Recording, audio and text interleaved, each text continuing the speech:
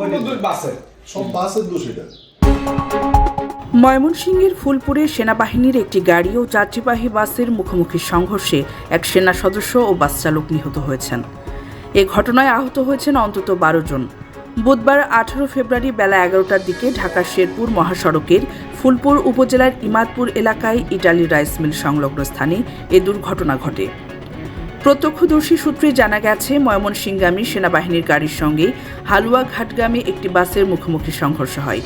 সংঘর্ষের তীব্রতায় দুটি গাড়ি দুমড়ে মুচড়ে যায় এবং সড়কের মাঝখানে পড়ে থাকে।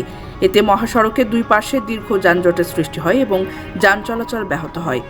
ফুলপুর থানার ওসি মোহাম্মদ রাশেদুল হাসান জানান, দুর্ঘটনার খবর পেয়ে ঘটনাস্থলে সেনাবাহিনী, পুলিশ ও ফায়ার সার্ভিসের সদস্যরা উদ্ধার অভিযান শুরু করেন।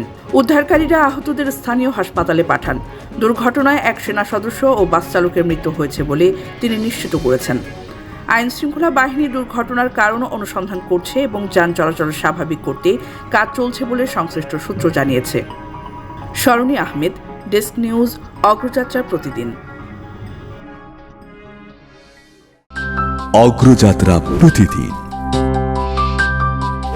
নির্ভীক প্রত্যয়ে উজ্জীবিত।